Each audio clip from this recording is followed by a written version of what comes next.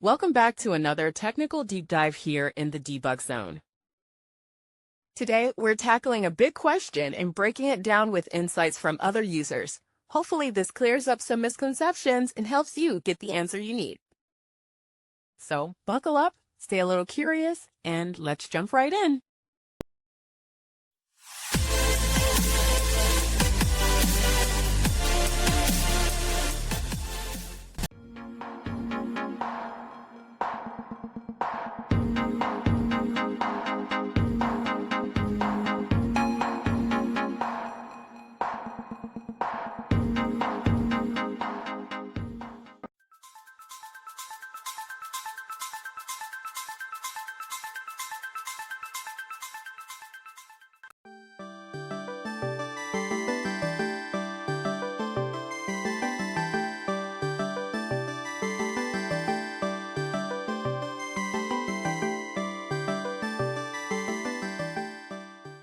And that's a wrap.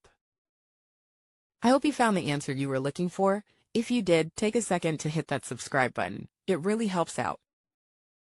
And let me know in the comments which solution worked best for you. See you next time in the Debug Zone.